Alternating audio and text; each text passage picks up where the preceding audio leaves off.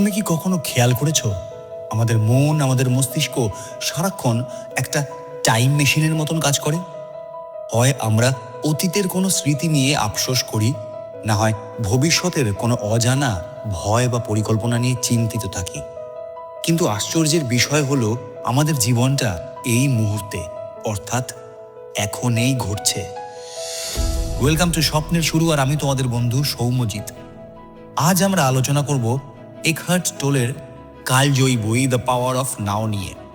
এই বইটি কেবল একটি বই নয়, এটি মনের জেলখানা থেকে মুক্তি পাওয়ার একটি গাইড বুক।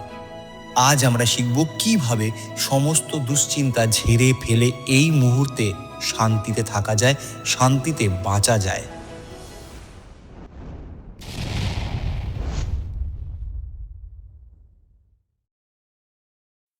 বইটির শুরুতেই লেখক একটি বৈপ্লবিক কথা বলেছেন, you are not your mind, অর্থাৎ তুমি তোমার মন নও।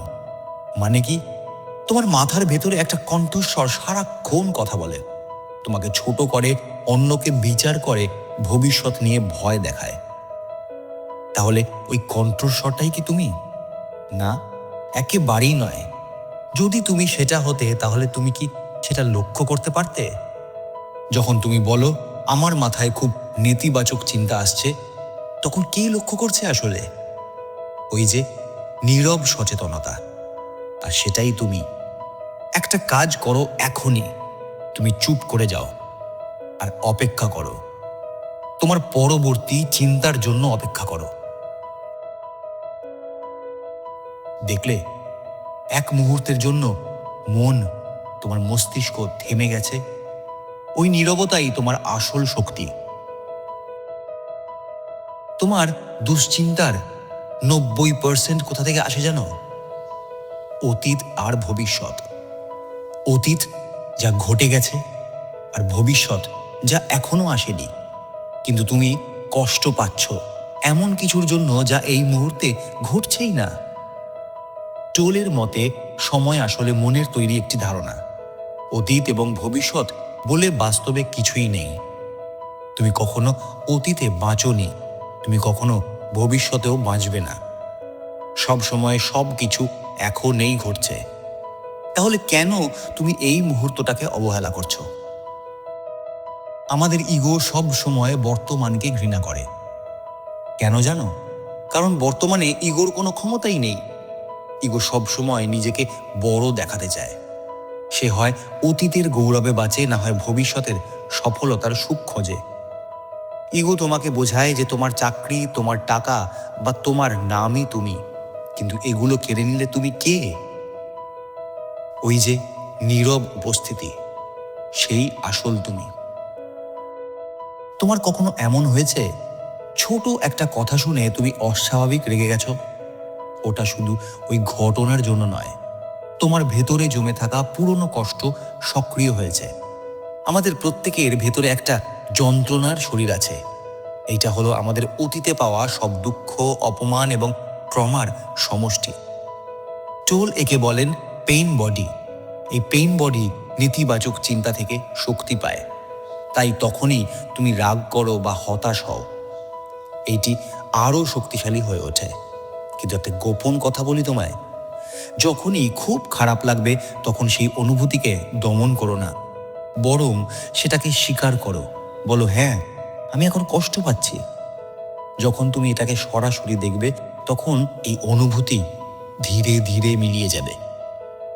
কারণ সচেতনতা হলো আলো, আর অন্ধকার আলো সহ্য করতে পারে না।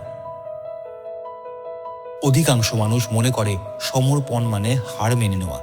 কিন্তু টোল বলছেন সমর্পণ হলো বর্তমান পরিস্থিতিকে যেমন আছে তেমনভাবে গ্রহণ করা। ধরো তুমি জ্যামে আটকে আছো। এখন রাগ করলে বা চিৎকার করলে জ্যাম কমবে না, বরং তোমার রক্তচাপ বাড়বে। সমর্পণ মানে হলো আমি জ্যামে আটকে আছি, এটাই এই মুহূর্তের সত্য, আমি এটা মেনে নিলাম। মেনে নেওয়ার পর তুমি শান্তভাবে সিদ্ধান্ত নিতে পারবে যে এখন তোমার কি করা উচিত।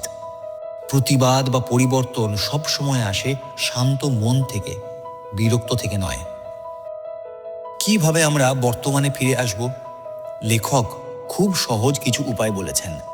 যখনই মন ছটপট করবে, দীর্ঘ একটা শ্বাস নাও, শরীরের ভেতরের স্পন্দন অনুভব করো, কারো কথা পুরো মনোযোগ দিয়ে শোনো। বর্তমান মানে কোনো জটিল টেকনিক নয়, বর্তমান মানে সম্পূর্ণ মনোযোগ। যখন তোমার মনোযোগ শরীরের ভেতরে থাকবে, তখন মন অকারণে চিন্তা করতে পারবে না। আমরা প্রায় আমাদের সঙ্গীর ওপর নিজেদের খুশি হওয়ার দায়িত্ব চাপিয়ে দিই, কিন্তু টোল বলছেন কোনো মানুষ তোমাকে সুখী করতে পারে না যদি না তুমি নিজের ভেতরে শান্ত থাকো।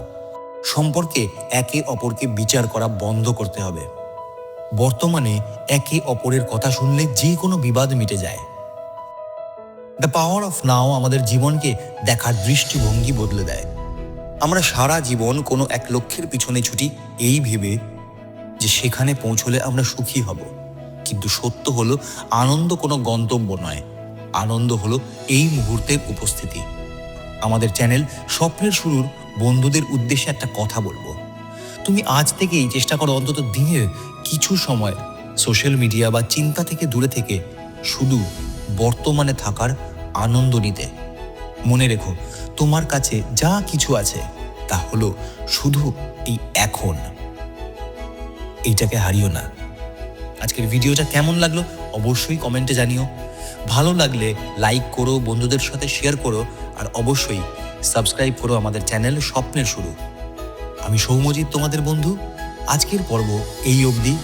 দেখা হচ্ছে পরের দিন আরও একটি সুন্দর এবং ভালো পর্ব নিয়ে। ভালো থেকো, সুস্থ থেকো, আর অবশ্যই নিজের খেয়াল রেখো।